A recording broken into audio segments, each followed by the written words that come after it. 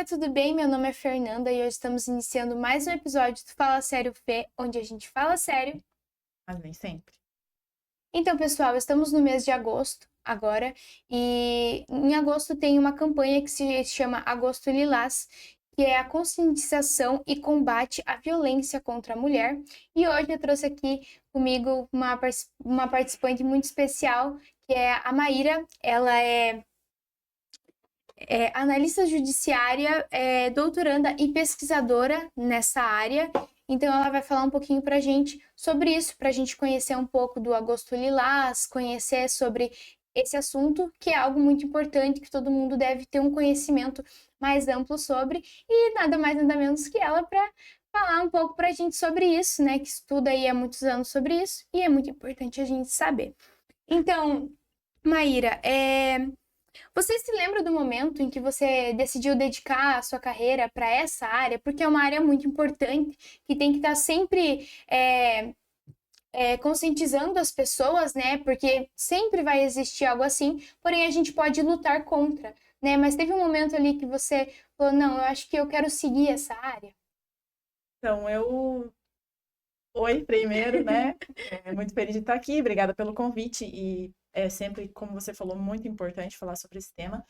E quando eu assumi meu concurso, eu fui trabalhar, não fui direto para a vara criminal. Depois, quando eu passei a trabalhar na vara criminal aqui de Santa Helena, como escrivã, eu comecei a me assustar com o número de casos de violência contra a mulher. Eram muitos casos. E eu realmente, até então, não tinha conhecimento dessa realidade.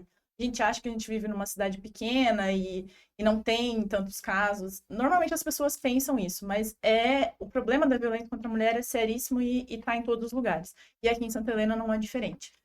Então, quando eu fui para a vara criminal e comecei a ver esse número grande de casos, na época eu estava pensando em fazer mestrado e pensando num tema para o meu mestrado, e acabou que casou isso, né? Então, eu vendo ali aquela situação, resolvi estudar sobre a violência contra a mulher aqui no município de Santa Helena.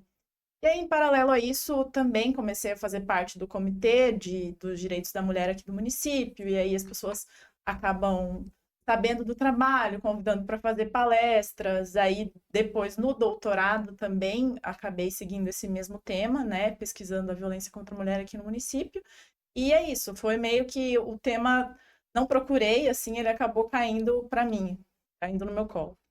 Mas é algo que, como eu disse antes, a luta tem que ser constante, né? E é muito bom ter pessoas nessa área que vão estudar sobre, vão analisar sobre, para a gente ter um amplo conhecimento sobre isso e ter pessoas lutando contra essa violência que acontece diariamente. A gente sabe que no Brasil, a cada acho que 7 minutos, uma mulher é agredida, ou é mais ou menos assim, não sei os dados corretos. Mas, basicamente, o que é o Agosto Lilás e, assim, qual é a importância dele para esse combate? O Agosto Lilás é uma campanha que está sendo realizada no Brasil inteiro e desde 2022. Em 2022 foi criada essa campanha do Agosto Lilás e ela tem relação com a promulgação da Lei Maria da Penha, né? A Lei Maria da Penha, ela tem 19 anos agora, ela foi promulgada no dia 7 de agosto, exatamente hoje, de 2006. Então, agosto foi escolhido por essa relação com a lei.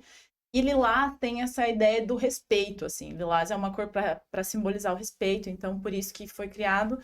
E hoje, esse ano, o tema da campanha do Agosto Lilás desse ano é Não Deixe Chegar ao Fim da Linha. Então, são desenvolvidas pelo governo federal, estadual, municípios, toda uma série de ações que busca exatamente como você falou, conscientizar e chamar toda a população para participar, para reconhecer a importância do problema e para também uma das principais funções da campanha é divulgar os canais de atendimento, também os direitos que são previstos na Lei Maria da Penha. O Agosto Lilás foi implantado há pouco tempo, né? Como você disse, em 2022, porém é muito importante a gente estar seguindo com ele sempre aí e lutando contra e sempre postando sobre a campanha para as pessoas darem uma olhada e ter bastante ênfase nisso, né? E assim, o que as estatísticas e pesquisas mais recentes mostram sobre a violência contra a mulher no Brasil, aqui em Santa Helena? O que você preferir falar? A violência contra a mulher, eu sempre digo que ela é o fenômeno mais democrático que existe, porque ela atinge mulheres de todas as idades, de todas as classes sociais, de todas as escolaridades. É, um caso recente que todo mundo acompanhou foi da Ana Hickman, né? Então, assim, não, não tem realmente distinção, assim, claro, que as mulheres que estão em maior situação uma situação de maior vulnerabilidade social são realmente mais atingidas por esse tipo de violência, mas não são só pessoas que não têm escolaridade, que não têm condição social, não têm condição econômica para deixar daquele relacionamento. A violência contra a mulher realmente ela atinge mulheres de todas as idades, todas as faixas, todas as escolaridades, enfim. E no Brasil, os números são assustadores há algum tempo, eles seguem assustadores. Então, no ano passado, a gente teve no Brasil 1.492 feminicídios. Então, uma média de 4 mulheres sendo mortas por dia, pelo simples fato de serem mulheres. Porque feminicídio tem isso, né? Feminicídio é a coisa do feminicídio relacionado com o gênero, né? Do homicídio relacionado com o gênero. Então, foram 4 feminicídios por dia no Brasil no ano passado. Estupros foram 87.545. Então, são 197 por dia, um a cada 6 horas. 21 milhões de mulheres foram vítimas de violência. E aí você conta todos os tipos de violência, né? Física, psicológica. Então, e isso são apenas os dados que chegam ao conhecimento do Poder Judiciário, porque nós sabemos que a maioria dos casos não são denunciados. Então, a gente tem números que são realmente assustadores e eles ainda não correspondem totalmente à realidade, né? Estão longe de corresponder à realidade. E o que é interessante também falar sobre os números do ano passado, né? Isso são números de 2024. Quando a gente olha para as mortes violentas, elas tiveram uma diminuição no ano passado com relação a 2023. Então, você vê que existe uma melhora na segurança pública como um todo, houve menos mortes violentas no ano passado, mas na violência doméstica os números aumentaram. Então, assim, a mulher ela corre mais risco dentro de casa do que na rua.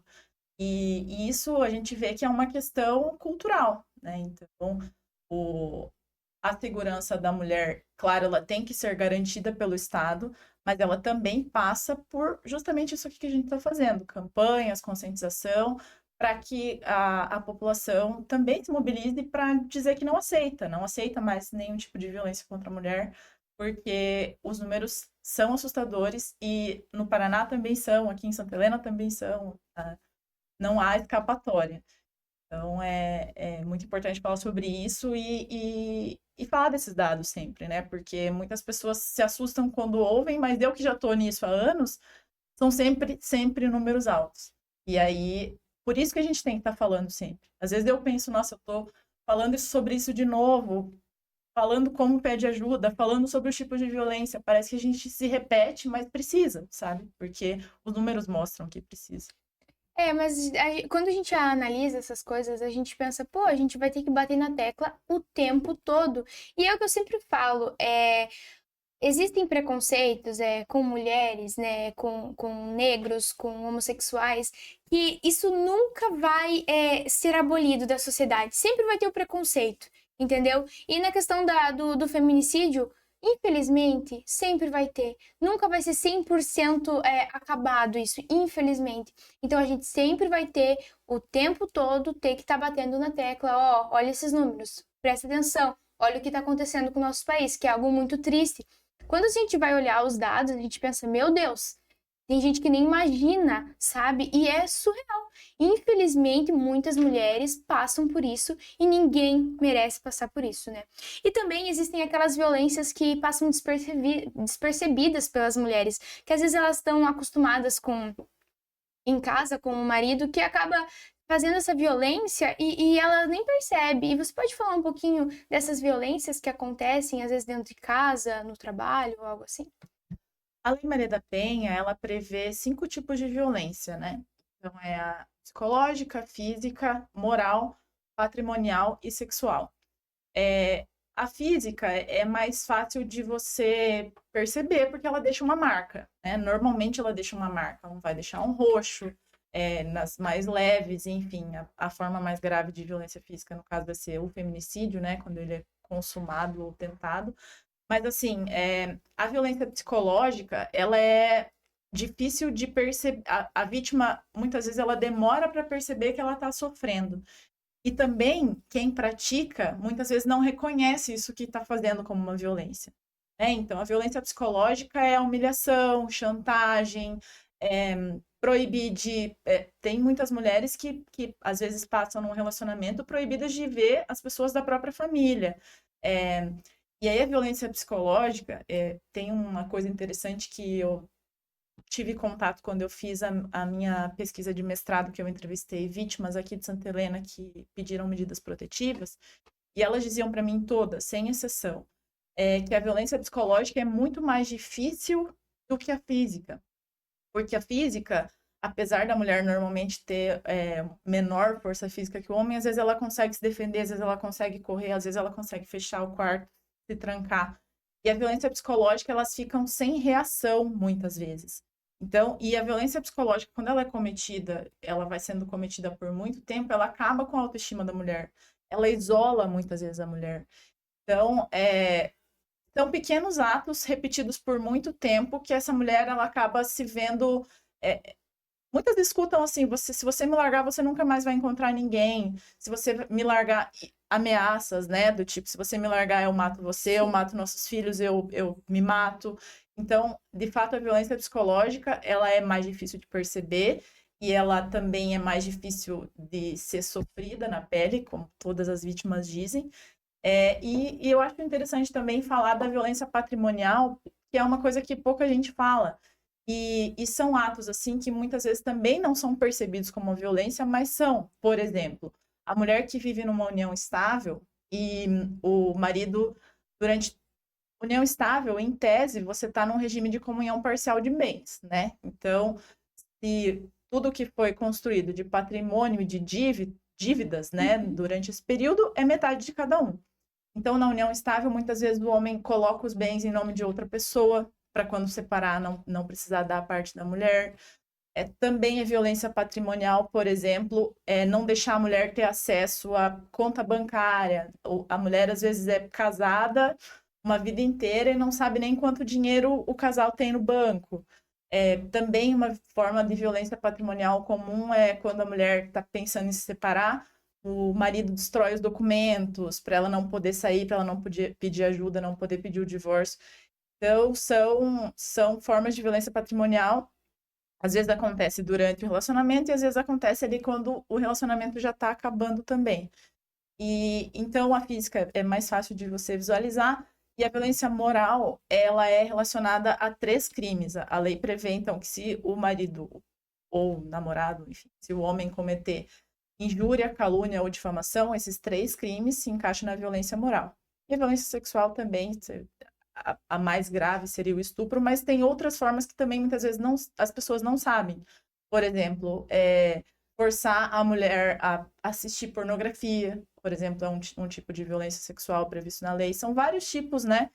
E é interessante que as pessoas tenham essa noção de que a violência ela é muito mais do que o soco, do que aquela coisa que se transforma numa coisa física mesmo, né?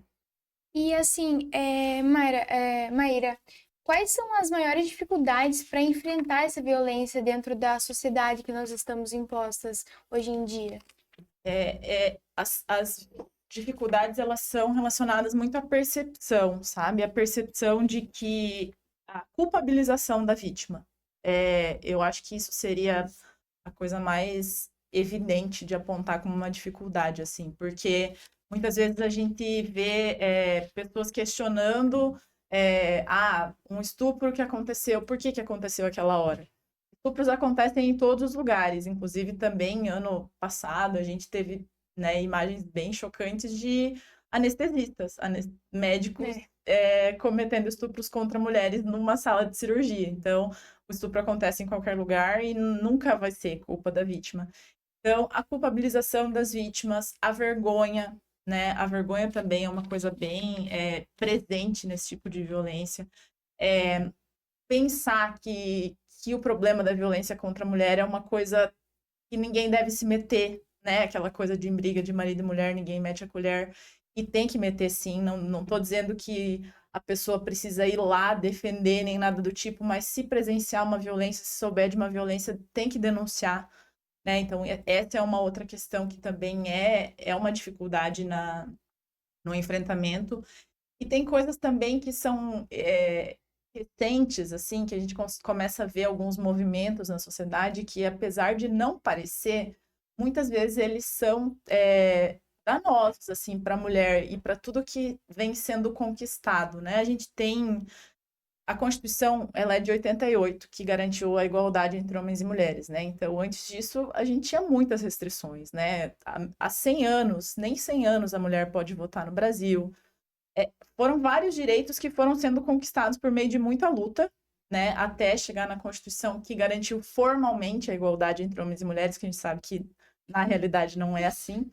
Mas também, aí hoje a gente vê um movimento em sentido contrário de você valorizar uma certa ideia de submissão da mulher, né? A gente vê movimentos da internet como aqueles das threadwives, né? De idealizar uma vida de volta a padrões de 40, 30 anos atrás, que, de certa forma, o que eles fazem é dizer que a mulher precisa estar naquele lugar, confinado, na casa, não trabalhar, cuidar dos filhos, e não tem problema nisso. Se a mulher quiser viver uma vida assim, ela pode viver.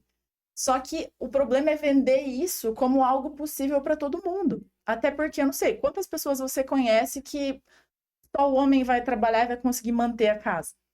São poucas, né? Então, é uma ideia que é, na verdade, elitizada, que não vai, né, ser alcançada por todo mundo, e começa a ser vendida como algo possível e algo bom para as mulheres.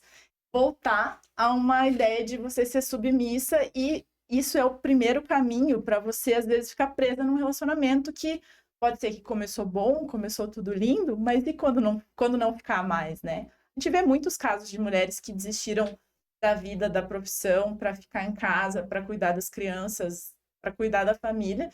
E na hora do divórcio, a gente vê que muitas vezes elas não recebem o que elas. O homem esquece de tudo isso, sabe? Então, tem desafios que são antigos e tem desafios que são novos, né? Que vão surgindo. Porque é isso, a gente que está há muito tempo nessa questão da violência contra a mulher, a gente vê que é um trabalho de formiguinha. E às vezes você dá ali 2, 3 passos para frente e acaba dando 4, 5 para trás.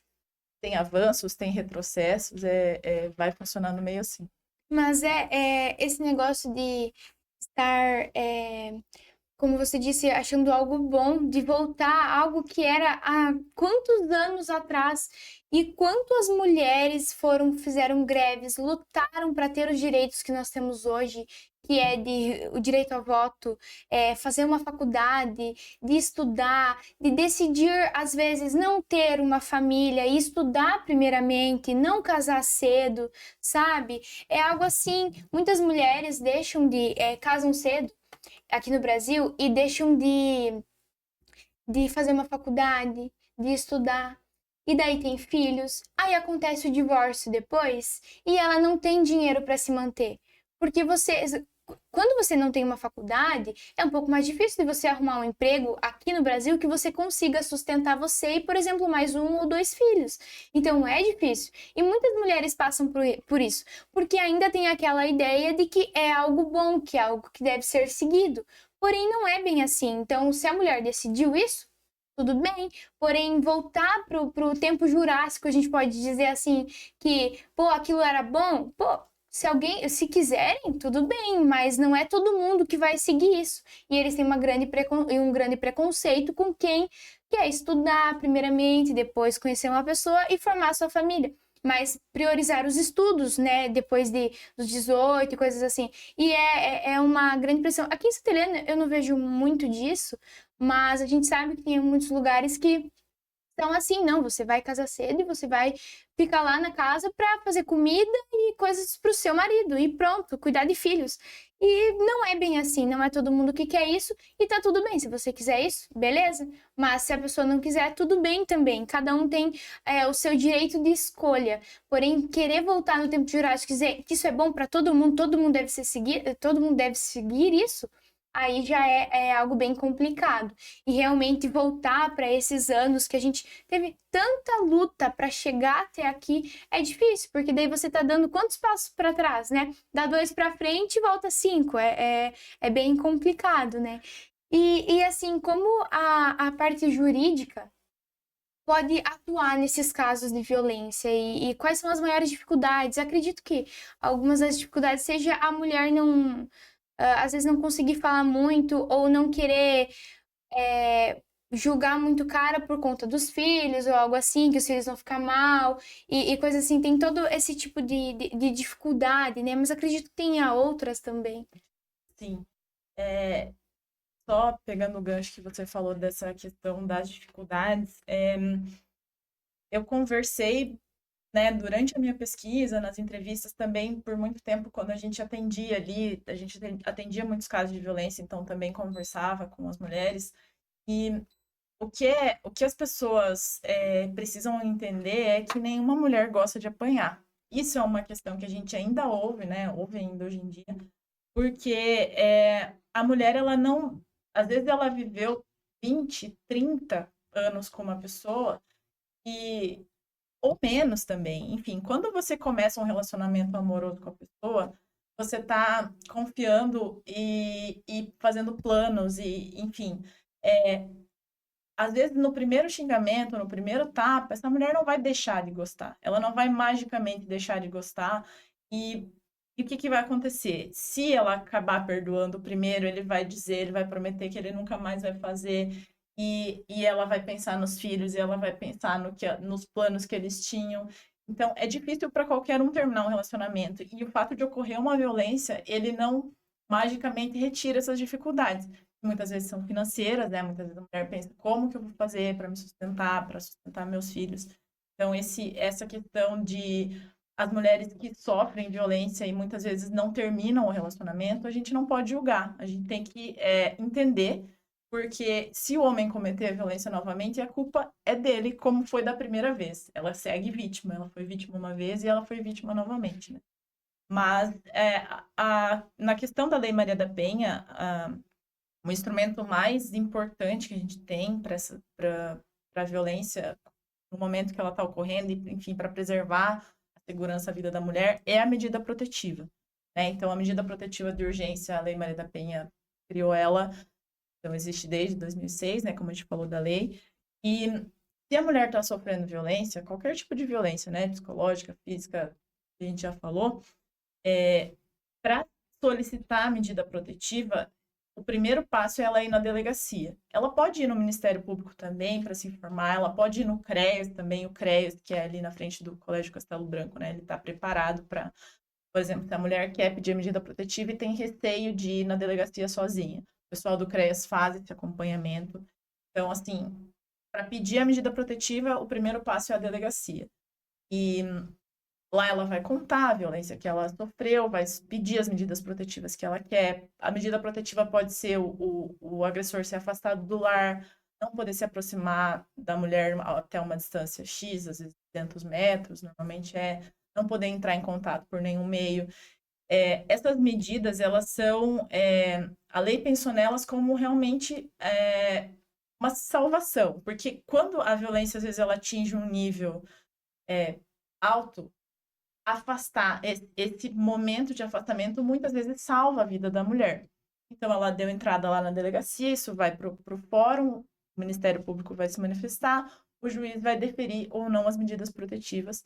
E quando for deferido, um oficial de justiça vai até a vítima e o agressor vai intimar, se tiver um afastamento do lar, por exemplo, o oficial de justiça vai falar para o agressor que ele precisa sair. E aí, essas medidas, elas têm, não têm prazo determinado, então, se a mulher entender ali, que dali a 6 meses as coisas já melhoraram, ela pode retirar, se ela achar que não, ela pode ser renovada quantas vezes for necessário. Então, essa é a medida protetiva, resumidamente.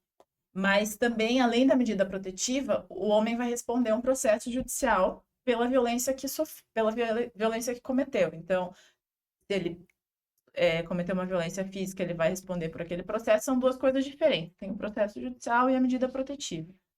E a questão de dificuldade, ela é muito relacionada à falta de órgãos especializados e falta de pessoal mesmo. Então, assim, cidades maiores têm a delegacia da mulher, que é uma delegacia, então, que vai ter o pessoal ali especializado, vai ter um acompanhamento mais próximo. Santa Helena é uma cidade pequena, não existe. A mulher vítima vai ser atendida na delegacia, como outros casos de crimes que são atendidos ali.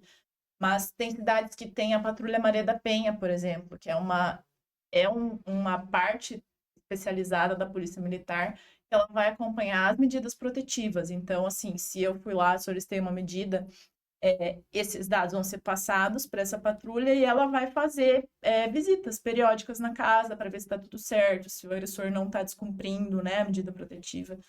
E é importante também as pessoas saberem que descumprimento de medida protetiva é caso de prisão em flagrante. Então, tem uma medida protetiva e o agressor descumpriu, ligar para a polícia for lá no momento e encontrar ele descumprindo, é caso de prisão em flagrante. A medida protetiva, de fato, ela é uma segurança muito grande para a mulher. Então, a gente vê, assim, que nos casos de feminicídio, estatisticamente, pouquíssimas mulheres que são vítimas de feminicídio tinham medida protetiva vigente. Porque os homens, eles têm medo. Eles têm medo da medida protetiva. Claro que não é 100% de eficiência. Às vezes existem feminicídios cometidos mesmo quando o homem tinha medida protetiva, mas ela é realmente... as mulheres precisam acreditar que existem esses canais, existe essa segurança, sabe? Porque às vezes é a diferença entre você continuar viva ou não, né? E é muito triste, né? A gente fala de números, estatísticas, mas são vidas, são mulheres, são filhos que perderam suas mães, são mães que perderam suas filhas. A gente vê notícia todo dia na TV, né? Então, é bem importante as pessoas saberem que se estiverem passando por situação de violência, é importante buscar essa ajuda. Sim, com certeza. É realmente. Sempre a gente vai olhar para esses números, nós mulheres, com certeza vamos ter. A gente vai ser tocada, né? A gente fica triste. Teve casos aqui em Santa Helena que a gente sabe, não tem nomes, né? Porque acho. Inclusive, é ético, né, não divulgar, mas que a gente vê que a gente pensa, poxa, tá acontecendo até aqui em Santa Helena, e é triste, é horrível, tem histórias que às vezes a gente acaba escutando ou tá comentando sobre o assunto e escuta e eu fico tão mal. Nós mulheres nos sentimos mal só de ver a outra pessoa naquela situação, do que aconteceu, quem dirá quem tá passando por isso, sabe? Então é muito triste, é algo que deve ser falado, cobrado, sempre, sempre, sempre. E assim, claro que tem esses números absurdos que são muito tristes, porém acredito que tenha tido alguns avanços, né, de uns tempos para cá, porque as mulheres têm se mobilizado, tanto algumas tenham voltado alguns anos atrás, né, naquele tempo que era mais, como é que eu posso falar? Tradicional, né, que a mulher ficava em casa e tal assim, e tem até algumas que são machistas também, né? Porque a gente está imposta numa sociedade machista, então isso vai acontecer de mulheres serem também.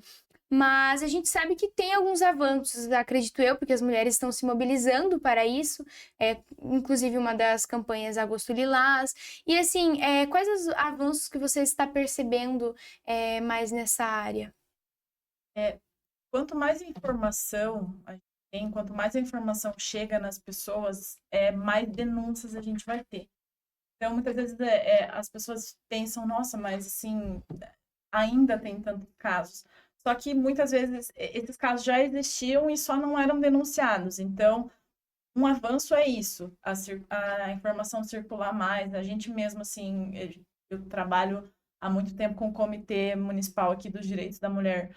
Todo ano a gente está fazendo campanha. Em março a gente fala sobre isso, em novembro a gente fala sobre isso, em agosto a gente fala sobre isso. Então, a gente vê que... E aí, alguma pessoa vem e fala para você, nossa, mas eu ouvi você falando tal coisa e eu falei para alguém e essa pessoa tomou coragem e foi pedir ajuda. Então, a gente vê que as coisas vão acontecendo aos poucos. Então, o que eu vejo de muito relevante é isso, muita informação, tem circulado muita informação e as pessoas ficam sabendo mais, né, dos seus direitos. Teve uma mudança bem recente na lei que também é bem relevante, que é Agora, uma das medidas protetivas que o juiz pode fixar para o agressor, para quem foi acusado de cometer crime previsto na Lei Maria da Penha, é a frequência em grupos reflexivos. Então, como é que funciona isso? O juiz a mulher pediu a medida protetiva e o juiz, entendendo que é o caso, vai dizer, olha, você vai participar desse grupo reflexivo. São 8 encontros. Aqui em Santa Helena, eles são realizados pelo CREAS e acontecem no fórum. Então, o homem vai lá, ele vai escutar sobre a Lei Maria da Penha, sobre o que é, sobre essa questão do machismo, sobre álcool, a relação de álcool e drogas com violência. Então, são encontros que esses homens precisam frequentar, é uma medida, eles precisam cumprir, eles vão obrigados mesmo. Mas esses grupos, eles vêm trazendo números muito interessantes. Eles diminuem muito a reincidência. Porque o que acontece? Às vezes você vai lá, você pune um homem e aí ele vai depois encontrar outra mulher, entrar em outro relacionamento e muitas vezes cometer violência novamente contra essa outra mulher. Então, o grupo reflexivo tem sido uma ferramenta bem eficaz, porque no Brasil a gente ainda tem muito essa ideia de que é só prender, é só punir, é só aumentar a pena, porque nada funciona no Brasil porque não tem pena de morte. Então, a punição é vista muito como a salvação, mas a gente vê que não é bem assim, porque se fosse assim, Estados Unidos, que tem prisão perpétua, tem pena de morte, não, comparativamente é um país menos seguro do que a Europa, do que países do mesmo nível econômico, social, né, como países da Europa. Então, a punição em si, a gente sabe que ela não resolve. Essa questão dos grupos reflexivos é uma mudança uma alteração bem significativa. E eu acho que ainda os desafios seguem o que você falou, a cultura machista que a gente está inserida, que, como você disse, muitas vezes as próprias mulheres vão reproduzir machismo, porque é como a gente foi criado, é como as coisas funcionam desde que a gente é gente. E também um desafio é que a violência contra a mulher, ela precisa estar no orçamento, precisa, como eu falei antes, muitas vezes você não tem as ferramentas, a lei prevê que a mulher pode ir para um abrigo, se necessário, mas poucas cidades têm abrigos. Agora os municípios aqui da MOP se reuniram, vai ser inaugurado um abrigo em Toledo, que vai ter vaga para Santa Helena, para outros municípios. Então, um outro desafio é isso, ter orçamento para poder transformar o que está na lei em instrumentos efetivos mesmo, né? Mas que interessante essa parte dos grupos reflexivos, né? Como você disse, às vezes só a punição não vai funcionar, porque ele vai ter uma medida protetiva contra uma pessoa e vai cometer com outra mulher. Não é culpa da mulher, é porque ele é dessa forma e ele vai agir dessa forma, tanto no casamento, tanto no outro, né? Então. E como eu falei para você antes, muitas vezes a violência psicológica, ela não é percebida dessa forma, nem pela vítima, nem pelo agressor. Então, ele vai num grupo reflexivo, ele vai ouvir o que é violência psicológica. Ele vai ver que isso é um tipo de violência. Eles chegam normalmente no grupo muito revoltados por estarem ali, por terem que frequentar aquele grupo, falam que não fizeram nada. Especialmente nesses casos, assim, se não tem violência física, eles chegam lá, não, mas eu não fiz nada. Entende? Então, o grupo reflexivo muitas vezes vai fazer ele reconhecer que o que ele cometeu, o que ele fez foi um ato de violência. Né? Então, realmente é bem importante, porque a gente, por exemplo, que trabalhava na vara criminal, tem um fato bem interessante que as pessoas normalmente não têm muito essa noção que quando você é condenado por um crime, você tem o título eleitoral suspenso, enquanto você está cumprindo essa pena. Então, muitas vezes a gente via em época de eleição, os réus apareciam lá bravos porque foram votar e o título estava cancelado. E aí eles falam, não, mas eu não fiz nada, eu nunca fiz nada. Aí a gente falava, dá seu documento aqui para eu olhar. E aí tinha cometido um crime previsto na Lei Maria da Penha, né? Então eles falam, mas é por isso que meu título está suspenso. Então tem toda essa questão que os grupos reflexivos ajudam muito, né? Mas realmente é algo importante, não quer dizer que vão mudar 100%, porém ali eles têm o direito de reconhecer como a gente está numa sociedade machista, talvez ele foi criado daquela forma e ele acha que é normal. Talvez o pai e a mãe dele lidavam daquela forma e ele tá reproduzindo o que ele via dentro de casa. Então ele cresceu naquele mundo, então ele não reconhece. Tem essa questão também, né? Então esses grupos reflexivos são muito bons, né? Realmente, talvez eu já tinha ouvido falar, porém não me lembrava. Agora que você comentou, realmente são muito bons e espero que sejam mais eficazes cada vez mais, né? E assim, como a família e os amigos podem ajudar de forma efetiva quando vem uma mulher passando por essa situação? Porque às vezes a mulher não reconhece ou ela não quer falar, mas às vezes chega um determinado momento que você é da família ou amigo que você pensa, não, eu tenho que fazer alguma coisa, porque senão em um determinado momento ela pode morrer ou algo assim. E acontece, né? Muitas pessoas veem, mas não sabem o que fazer quando para ajudar, né? De forma que seja eficaz. Eu acho que o primeiro passo é ouvir e acreditar, né? Eu sempre digo que sempre acaba voltando algumas coisas que eu tive contato nas minhas entrevistas, né, do mestrado, porque eu ouvi mulheres dizendo que a minha família não acreditava em mim. Porque o que que acontece?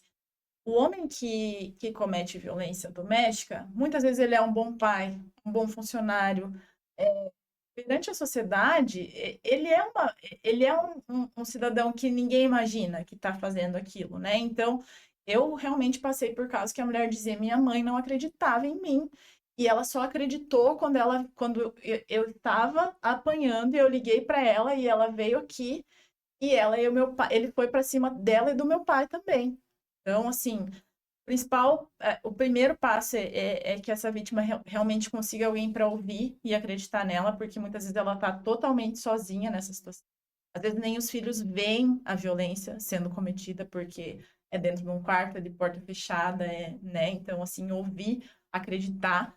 E, e também, como você disse, às vezes a familiar, o amigo, vê aquela situação e aborda a vítima, e a vítima muitas vezes ela está num período em que ela ainda não reconheceu, ela ainda não está pronta para sair daquele relacionamento. Então é importante você se mostrar disponível. Eu já passei por situações de pessoas próximas e você tenta falar, às vezes ela tem uma resistência, mas você não pode se contrapor, você não pode chegar e falar, não, então você nunca mais reclama disso comigo porque eu não vou mais te ajudar. Porque aí você fechou essa porta. E ela vai voltar em algum momento. E ela vai reconhecer em algum momento e ela vai precisar de ajuda em algum momento. Então, eu acho que é isso, assim, para as pessoas que estão próximas, que passam por uma situação e se a vítima já reconheceu, se ela realmente está vendo que aquilo não está certo, é informar, né, os canais de atendimento. E, assim, eu sempre gosto de repetir que é importante saber a violência se você precisar denunciar uma violência que está ocorrendo naquele momento, o canal é o 190 da Polícia Militar. Então, a violência, tipo, naquele momento, você denuncia por meio do 190 da Polícia Militar. Como eu falei, a medida protetiva é na delegacia, você vai registrar o pedido da medida protetiva. E também tem um canal que é muito importante, que está sendo bem divulgado agora no Agosto Lilás, inclusive, que é o 180. É um telefone que ele funciona 24 horas, 7 dias por semana. Ele serve tanto para orientações quanto para denúncias e não precisa ser tua, né? Então, assim, no 180 eu posso denunciar uma violência que eu estou vendo acontecer no meu vizinho, de maneira anônima, inclusive. No 180 eu posso tirar dúvidas, falar, ó, tá acontecendo isso e isso, o que que eu posso fazer? E eu posso denunciar uma violência que eu estou sofrendo também. Então, né, ouvindo, informando esses canais. E o feminicídio, ele normalmente ele não vem sem aviso, entende? Ele não geralmente ele não é o primeiro ato de violência, né? O feminicídio normalmente é o último passo de uma escalada de violências que vai aumentando, vai se agravando, e por isso que você precisa, muitas vezes, igual eu falei, a vítima, às vezes, ela não reconheceu aquela situação de violência ainda, mas não fecha a porta, sabe? Porque até tem uma pesquisa que foi feita recentemente com familiares e amigos de vítimas de feminicídio, e ela trouxe um dado que é assim: 60% dessas vítimas já tinham falado com essas pessoas sobre violências anteriores que elas tinham sofrido. Só que, tanto para a vítima quanto para quem conhece, quem está próximo, é muito difícil acreditar que aquela pessoa que é, às vezes, o pai dos filhos da mulher, às vezes faz parte da família, vai ter coragem de escalar para cometer um feminicídio. Então, assim, precisa, quando a violência está aumentando de frequência, aumentando de intensidade, é hora de agir, é hora de se colocar à disposição, porque os feminicídios, né, eles podem ser evitados se essa violência tiver um basta, né, antes desse ato tão extremo que é a tentativa, né, de tirar a vida de uma pessoa ou de efetivamente tirar, né. Sim, mas é algo complicado, né? Porque é que nem às vezes as pessoas olham e veem e não sabem o que fazer, não querem. Porque, mas ela é um bom pai pra mim, mas é um bom tio, é um bom irmão, é um bom filho. E muitas pessoas às vezes ficam contra a vítima de, às vezes ela fala, não, mas eu acho que eu vou denunciar. Não, mas por que você vai fazer isso? Ele é um bom pai para o seu filho, ele é um bom filho para a mãe dele. Então é algo bem complicado, principalmente para quem está sofrendo as agressões, mas para quem está por fora também. Porque se a gente vai se colocar numa situação dessa, a gente também iria, poxa, eu vou apoiar minha mãe, sim, mas o meu pai, que é tão bom pra mim, vai estar passando por coisas ruins também, né? Após essa denúncia. Mas é algo que a gente sempre tem que estar ajudando a vítima, porque ela é a vítima. O agressor pode, às vezes, não saber que está fazendo aquilo, mas ele está fazendo, ele está sendo o agressor. Então, de alguma forma, ele vai ter que ser punido, conscientizado, enfim, né? E assim, quais mensagens ou qual mensagem você poderia deixar para alguém que está passando por essa situação, por essa violência, tanto física, psicológica, para essas mulheres, sabe, para elas terem algo que você fale, para quem sabe às vezes um vídeo desse ou vídeos parecidos possam conscientizar elas e elas aprenderem de que forma elas podem ir para mudar isso, mudar de vida, porque nunca é tarde, não importa se você vive isso há 20 anos, mas é importante você ter uma vida boa, uma qualidade de vida, e como você disse, nenhuma mulher gosta de apanhar e nenhuma mulher merece apanhar também. Então é bom sempre ter algo que vídeos como esse, campanhas, que ela possa entender que ela não precisa estar nessa situação e que ela pode sim sair daquilo com a ajuda das pessoas, né, da delegacia, pessoas ao seu redor que já mostraram apoio, enfim. Eu falo em vários vídeos, muitas vezes, é que a mulher que ela está sofrendo violência, ela precisa saber que ela não está sozinha. Ela não está sozinha. Existem pessoas qualificadas para ajudar, para ela se fortalecer, porque muitas vezes ela precisa se fortalecer antes de sair da situação. E o CREAS, como eu falei, que é ali na frente do Colégio Castelo Branco, tem assistentes sociais, psicólogas capacitadas para essa mulher. Essa mulher, ela pode ir ali no CREAS e não necessariamente já fazer a denúncia, porque muitas vezes ela realmente não está pronta, ela precisa recuperar uma força, uma autoestima que ela acha que ela não tem mais. Então, eu tenho um caso que foi um dos mais marcantes, assim, das minhas entrevistas do mestrado, que foi uma senhora que ela ficou 36 anos casada, 36 anos em um relacionamento em que sempre teve violência, sempre. E aí, eu perguntei com filhos, assim, ela já tinha netos quando ela se separou. E aí, eu perguntei para ela, mas como? O que que foi, assim? Como que você decidiu dar um basta? O que que aconteceu? E aí, ela me explicou, assim, que a questão... Ela é uma pessoa que achava que casamento foi feito para durar até a morte, então ninguém casou para separar, ela teve que entender isso muito dentro dela antes de realmente sair.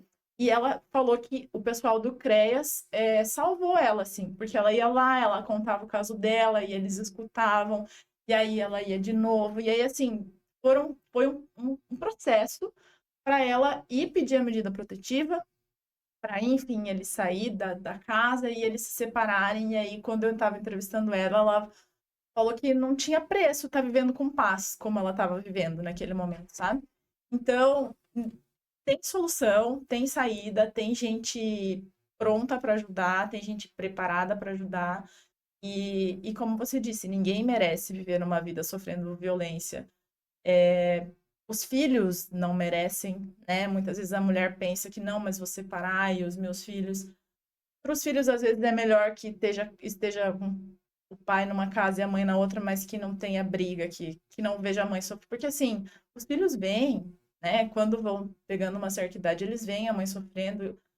Às vezes vão reproduzir violência também quando forem adultos, né? Então, a violência doméstica é um problema muito peculiar, é muito complicado, é muito diferente de qualquer outro tipo de violência, como você falou, porque envolve pessoas que se gostam, que tiveram laços de amor, de afeto. Então, nunca é fácil, mas tem jeito, tem solução, né? Eu acho que é isso que é importante as pessoas saberem. Mas realmente é isso, né? Você nunca estará sozinha, sempre vai ter gente para ajudar. E a questão dos filhos, em algum momento eles vão perceber. E aquilo vai prejudicar mais eles do que a separação. Então, como se diz, pode produzir futuramente, porque muitos dos agressores viam isso nos pais e achavam que era normal, por isso que faziam isso com a mulher depois de casado. Então, é sempre bom evitar isso. Os filhos não merecem viver isso também, porque eles acabam vivendo aquilo também, e é muito triste, né?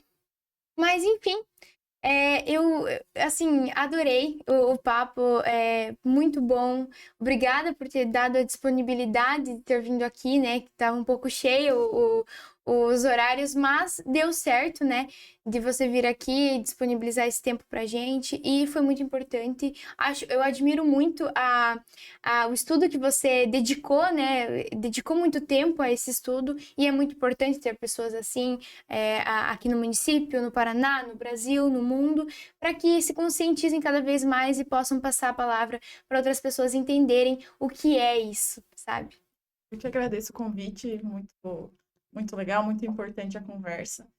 E é isso, se a gente, cada vez que a gente falar, se uma pessoa ouvir e de alguma forma ajudar ela, né, a reconhecer uma situação, a pensar que de fato não está certo aquilo que está acontecendo, isso já valeu, né? É isso aí. Mas realmente, muito obrigada. E, gente, pô, fala sério, já tô com saudade do próximo episódio. Um beijo.